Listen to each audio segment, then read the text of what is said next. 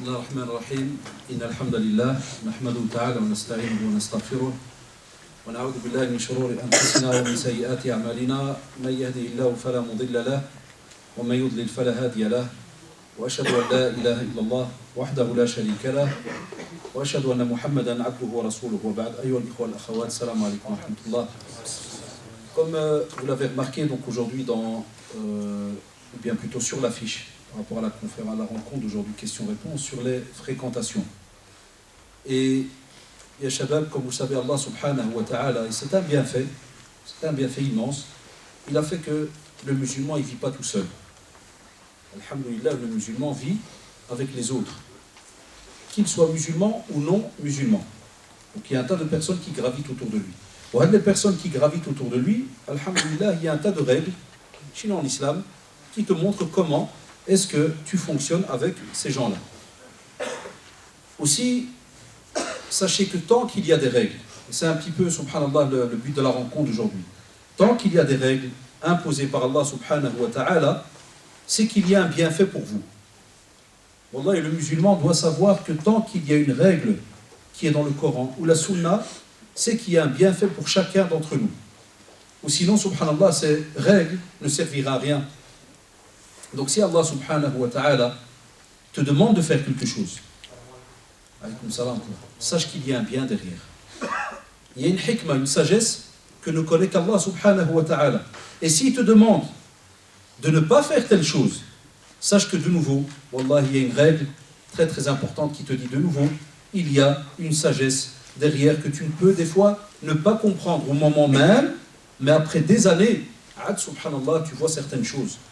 Et c'est ça que nos jeunes des fois ont dur, ou bien ils ont du mal à comprendre ou à accepter. Quand les parents te cassent la tête et tu dis, ouais, tiens, qu'est-ce que tu fais avec un tel? On est tous passés par la première réaction. Puis, ouais, pourquoi ils ne veulent pas? Pourquoi ils cassent la tête? Pourquoi ils bloquent? Pourquoi la tête de mon copain ne passe pas? C'est pas parce que mon copain il a une drôle de tête. Tu vois, des fois tu as un ami qui a une tête à la pirate comme ça, bizarre, comme Chakraf. Ça arrive, par exemple, des fois il y a des dreads, c'est bien. Un il s'est pété avec un booster, l'autre il s'est débaisé à l'école ou bien il a glissé et il s'est jeté 2-3 pavés, donc là, la moitié de la face est partie. Le jour où tu t'amènes avec ton copain, là ton père il sort, il te voit. C'est quoi ce gars? Et t'imagines, toi tu vas lui dire, ouais, c'est mon copain d'enfance. L'Akhnordé, tu sais rajouter un peu de son, c'est faisable. Et toi tu vas lui dire, ça c'est mon copain d'enfance. Ton père, Allah, il va te khla'. Il va être étonné. Normalement, ils n'enregistrent pas. Ils ont dit, parce qu'il y a des petits CD qui font exprès pour aider le local. Vous le savez, par habitude, j'espère que vous investissez là-dedans. Ils font des petits CD de chaque petite conférence qu'on fait ici à la mosquée. Et le ça aide le local. Et, machallah, petit à petit, le local, il s'organise au fur et à mesure. C'est des CD vendus à un prix très démocratique, 2 € et quelques, je crois. Donc, alhamdoulilah, investissez. Et je disais alors, ton père, c'est normal qu'il va être étonné de voir cette personne et se dire, subhanallah, mon fils est avec ce gars-là depuis des années. Côté fille, la même chose. Les parents aussi, des fois, ne comprennent pas la première seconde et te voient avec une personne et se disent, subhanallah, qu'est-ce qu'elle fait avec celle-là? Donc vous voyez tout ce genre de remarques, tout ce genre de situations qu'il y a autour de vous. La première remarque, acceptez-la, acceptez-la. Et on va aller plus loin. Quand vous acceptez la remarque par rapport à la fréquentation, acceptez aussi le fait de prendre quelques minutes et de réfléchir. Si chaque jeune prenait un papier, qu'on soit honnête là, si chaque jeune prenait un papier, et il met le nom d'un ami, et il met 2 colonnes, positif, négatif. Wallahi, vous le savez, chacun d'entre vous est capable de mettre tous les points positifs et tous les points négatifs de ce soi-disant ami qui est avec toi. Parce que pour nous, dans la sunna, le croyant, normalement, est sur la croyance de celui avec qui il est ami.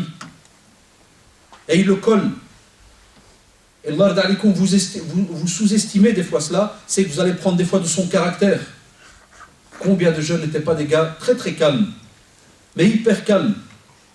Hatta même, je m'excuse, je vais employer des termes que j'entends souvent à la cour et compagnie, on te dit même ce type c'est un bidon, soi-disant. Ça vient avec le gars qui ne connaît rien. On n'a pas tous ces termes-là, mais comme ça on se comprend directement. Tu dis ce gars-là, ouais, il ne connaît rien du tout.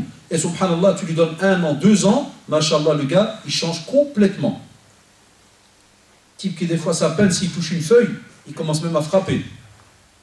Type, à peine s'il sort un mot. J'ai déjà vu des élèves après 2-3 ans. Au début, c'était une pierre, il ne bouge même pas. Même sa voix, tu ne la connais pas. Et petit à petit, avec la fréquentation, que ce soit à la maison, la famille, la rue, l'école, ainsi de suite, le gars, subhanallah, un jour, tu l'entends parler, là, tu restes la bouche ouverte. C'est pas lui, c'est pas possible. L'être humain, c'est comme ça, il évolue. Mais nous, subhanallah, notre rêve, c'est que l'être humain évolue, mais en bien, positivement. Mais pas qu'il évolue n'importe comment. Et voilà pourquoi, subhanallah, on vous dit justement, comme nous le demande le prophète, sallallahu alayhi wa sallam, faites attention par rapport à votre choix. Et l'exemple qu'il a donné, sallallahu alayhi wa sallam, c'est, qui se rappelle, les deux genres de métiers? Le vendeur de mesquier. Très bien, le vendeur de mesquier, le forgeron. Voilà, voilà, ça c'est déjà un hadith authentique que vous devez tout le temps garder en tête lorsque vous parlez des fois avec vos amis. Et ici, tu as donné l'exemple du forgeron, c'est pour te dire qu'avec ce gars-là, toute ta vie, tu vas être à l'aise. Toute ta vie, il va te rappeler que des choses bien, positives, il va te remonter le moral, il va te pousser, alhamdoulilah, vers la mosquée, il va te pousser vers l'étude du Coran, l'étude de la Sunna, un bon caractère. Donc il y aura du positif dans ta relation avec lui. Il te poussera aussi dans le domaine de tes études, dans ta vie sociale, culturelle et ainsi de suite. Tandis que l'autre, le prophète sallallahu m'a donné l'exemple de ce forgeron parce que tu vas sortir de chez lui, mais avec du négatif. Même si tu ne vas rien acheter chez lui, même si tu ne vas rien arranger chez lui, tu vas sortir, subhanallah, avec du négatif. Et c'est là que, subhanallah, tu vas te retrouver, mais pas le premier jour.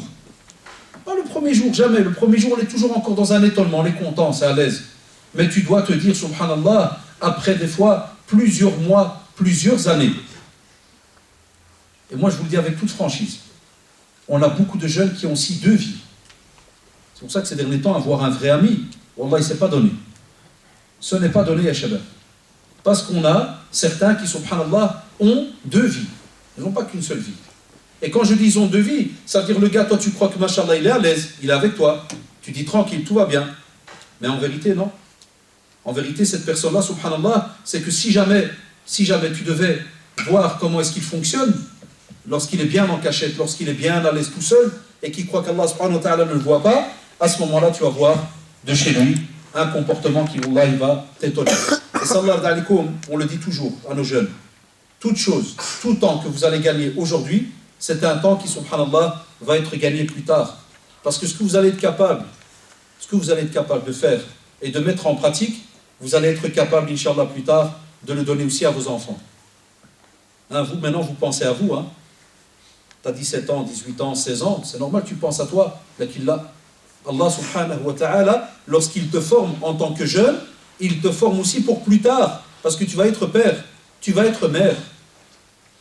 Et toutes les bonnes habitudes que tu vas gagner, alhamdulillah, déjà tu es gagnant vis-à-vis d'Allah subhanahu wa ta'ala, mais tu seras gagnant plus tard vis-à-vis de tes enfants.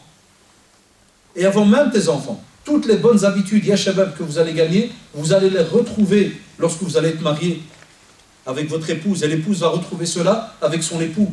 Parce qu'une fois marié, pourquoi est-ce qu'aujourd'hui on a un tas de problèmes et pourquoi est-ce qu'il y a beaucoup de sujets par rapport donc au mariage? C'est parce qu'il y a un tas de problèmes dans le domaine rien que du comportement.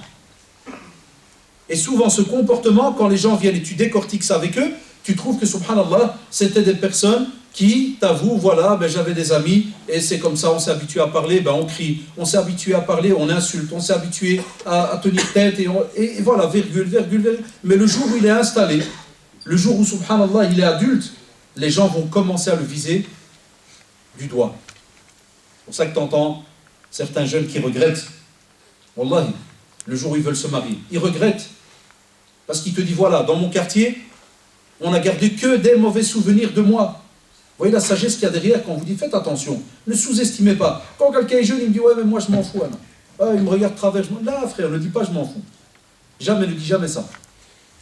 Le temps passe très très vite. Et vous l'avez remarqué à la génération d'aujourd'hui. Le temps, il passe très très vite. Demain, après-demain, tu vas te retrouver, subhanallah, dans une situation, tu vas venir demander, te dire à chaque fois, ah c'est un tel, là, celui-là qui fait ceci et cela. Le passé revient tout le temps. Il y a beaucoup de gens, ils n'ont pas de pitié par rapport à la tawbah. Allah subhanahu wa ta'ala, c'est lui qui est le clément. Lui, il est le pardonneur. Les gens, ils n'ont pas de pitié. Les gens, plus tard, tu viens, ils demandent le nom de famille, le prénom, quartier, un tel, ils se rappellent alors de toi. Et là, ils mettent une croix. Et là, tu vas voir, quand tu arrives à un âge où tu as envie de faire les choses dans le halal, ça ne marchera pas. Et pourquoi ça ne marchera pas? Parce que tu n'as pas fait ton possible quand tu avais l'occasion de le faire. Et c'est pour cela, Allah, on vous dit, faites très très attention par rapport à tout ce qu'on vous apporte comme conseil. Et Allah, ya Shabab, si je devais vous énumérer rien que les aspects des fois, entre guillemets, négatifs, et les choses qui se sont passées à cause de la fréquentation, rien que les statistiques de mort, prenez rien que la mort chez nos jeunes. On parle souvent de la délinquance. Comment commence la délinquance? Un gros pourcentage, elle commence par la fréquentation. Un gros pourcentage, elle commence par la fréquentation mal choisie. Et on n'arrive pas à gérer. Deuxièmement, l'effet de groupe. C'est connu chez les psychologues. L'effet de groupe, et je le vois des fois. Moi, je donne l'exemple, ce dernier mois, vous avez remarqué, comme on enseigne, alors on prend souvent l'exemple dans l'enseignement. Il y a des élèves, quand ils sont en classe à 15, le type c'est un génie, il s'attache au plafond. Le jour où les 14 y brossent, et qu'il est seul, Allahu Akbar, Wallah, tu le reconnais. Tu te dis, subhanallah, fois tu le regardes même pour être sûr si c'est lui.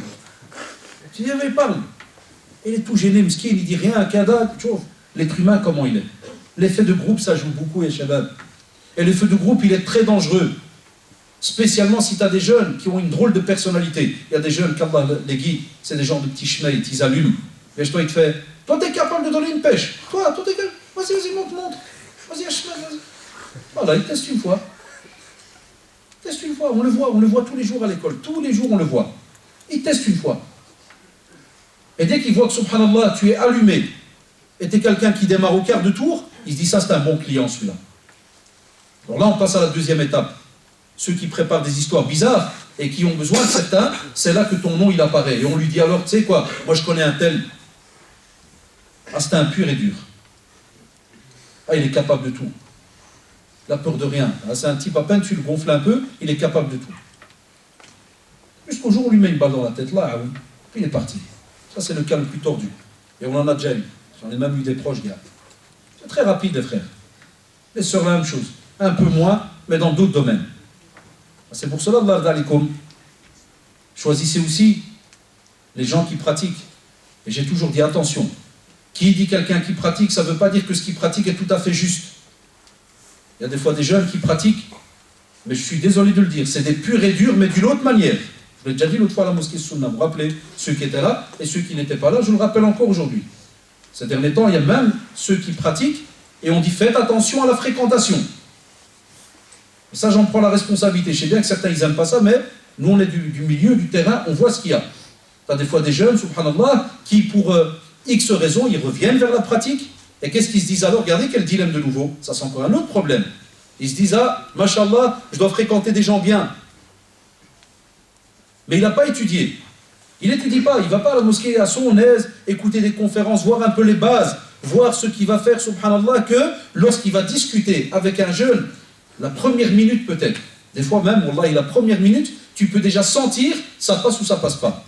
Et tu peux déjà même te dire, quand tu as des bases dans la religion, oh là, ce gars-là, c'est un dangereux. Je donne un exemple, il ne faut pas tourner autour du pot, les gars. Il y a des jeunes, tu t'assis, après 5 minutes, fais mon frère, le djihad, il y a la guerre. Quelle guerre? Tout ça. Ah, c'est normal, il va te parler de ce qui se passe à gauche, à droite. Qu'on ait la tête bien entre les épaules. Quel djihad tu vis, toi, ici, à Anderlecht, Oula, Moulem, Oula, Scarpe, Kixel? Quel djihad de quoi? Lequel? Sur le matin, tu vas direct à l'école, tu passes ta journée, tu rentres le soir. De quoi tu parles? De quel sujet? Deuxièmement, tu sors le mot comme ça, quel est le but derrière? Troisièmement, le gars qui a entendu le mot, qu'est-ce qu'il va en faire?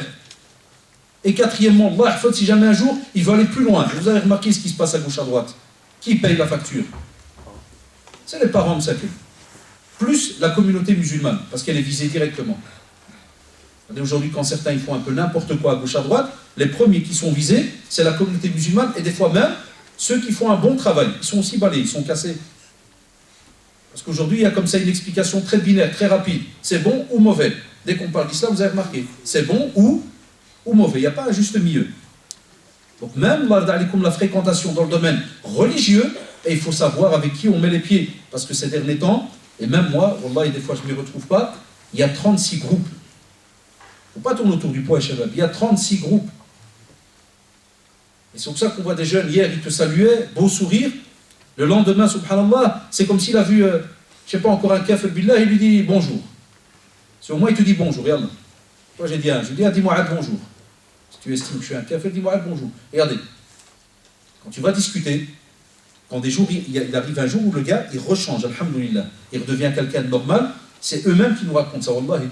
Il y a des frères qui viennent, ouais, je suis désolé, wallah, je demande pardon, je m'excuse, on vous a massacré, on a dit, on a. Puis des fois, tu lui dis, parce qu'on a besoin d'apprendre, tu dis, mais comment t'es arrivé là? Tu dis, voilà, je fréquentais certains frères. Eh ouais. Et là, alors ça part, comme vous le savez, n'importe comment. Donc, ya Shabab, on va le voir maintenant avec les questions, et que les sœurs ne tardent pas pour envoyer aussi leurs questions. Donc, on va le voir maintenant dans le côté pratique, hein, et essayer de donner des questions vraiment concrètes, pratiques dans le domaine. Et si jamais c'est des questions qui sortent du domaine, on les laissera donc à la fin, Inch'Allah.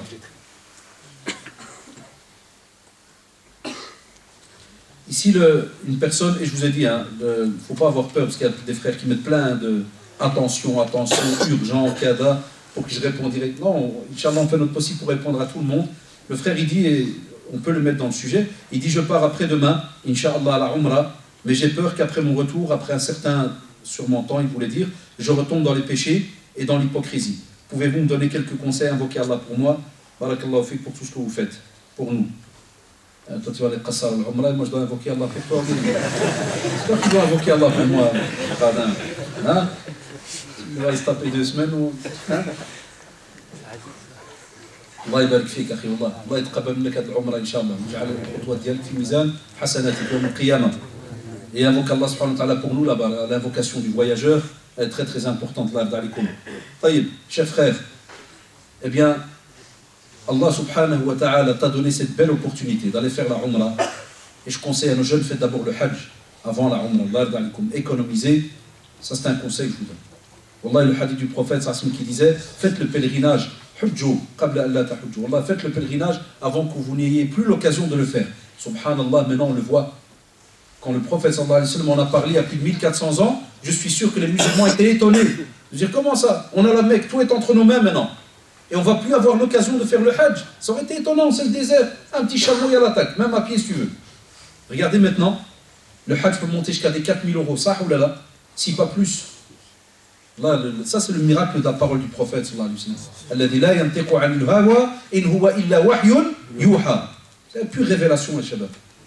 Donc je te dirais, Allah subhanahu wa ta'ala t'a donné l'opportunité d'aller à un endroit où il y a la plus belle des fréquentations. Tu vas fréquenter des millions maintenant de personnes, des centaines de milliers de personnes, des musulmans autour de toi.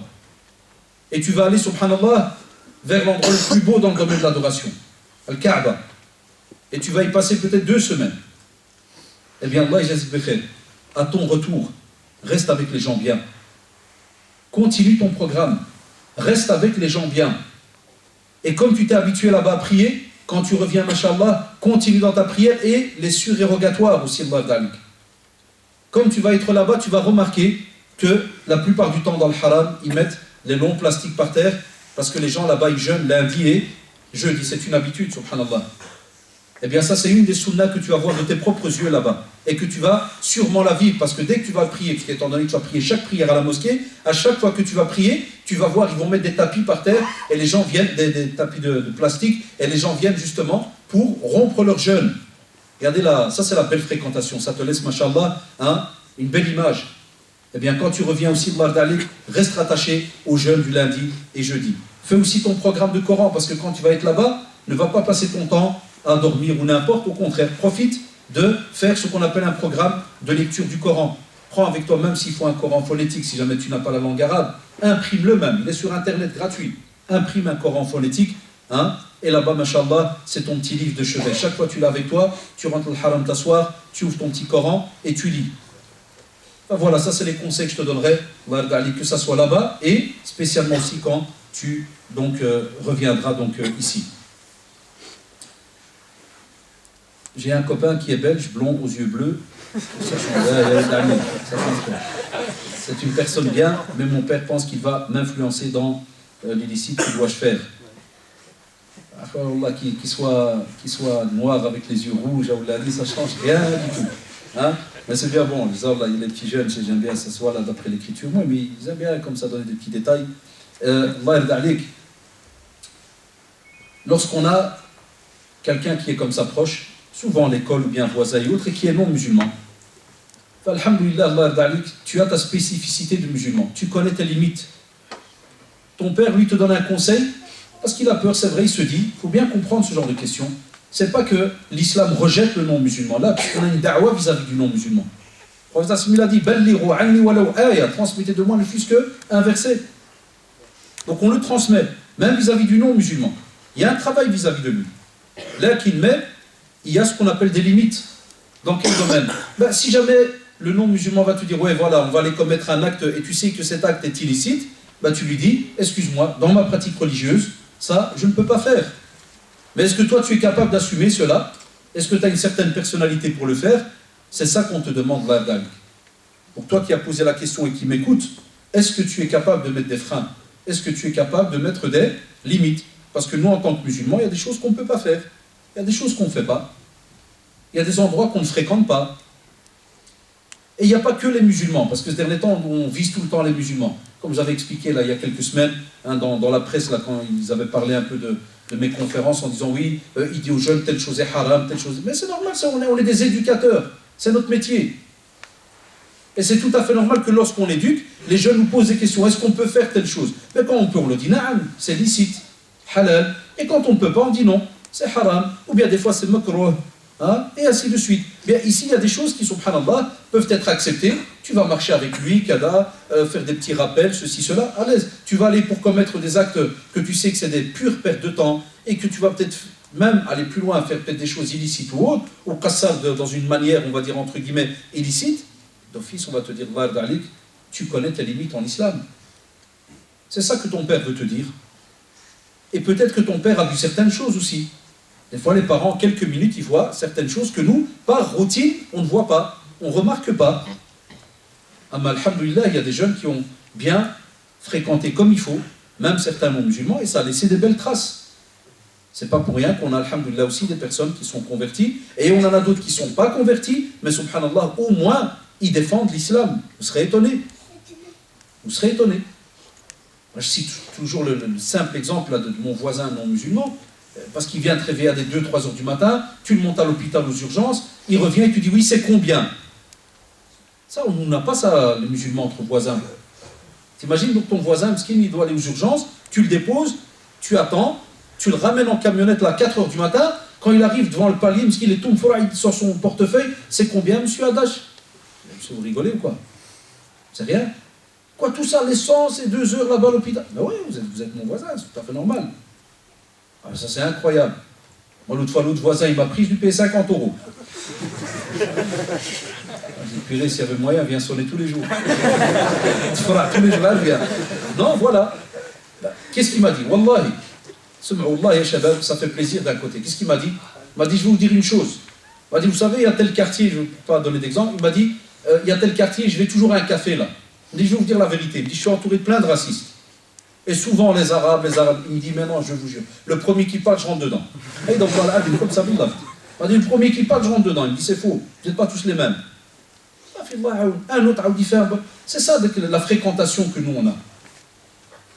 Il y a des jeunes, ils ont comme un cauchemar. Dès que tu dis le belge, c'est un petit misbraki. Là. Et tout ça, c'est à cause de quoi? À cause du discours de certains, et on le sait. Ce qui n'est pas normal. Et la preuve, c'est tout ce qu'on raconte, d'où ça vient, subhanallah. Ça vient du comportement du prophète, sallallahu alayhi wa sallam, avec les non-musulmans qui étaient autour de lui, juifs, chrétiens, polythéistes. Combien se sont convertis à l'islam? Combien? Que par le comportement du prophète, sallallahu alayhi wa sallam. Un sourire, discussion, type vient poser une question, il lui répond poliment, pas d'énervement, rien. Des fois, ça prend une rencontre, le type islam, une. Des fois, ça a pris des années, des mois. Pourquoi les savants te disent, n'oubliez pas d'invoquer Allah pour les non-musulmans, pour les hidayah, la guidance. Ça existe ou pas? Parce que le musulman veut du bien pour tout le monde. À ce moment-là, quand il fait cela, il dit Rabbi, Hdi, el Jiran Diali, par exemple, mes voisins. Et ça c'est, alhamdoulilah, un petit résumé sur, il y a des conférences là-dessus sur la relation avec donc les non-musulmans. On a des textes, on a tout un vécu chez le prophète sallallahu alayhi wa sallam par rapport donc à cela. J'ai 19 ans et j'ai fréquenté des personnes très peu fréquentables.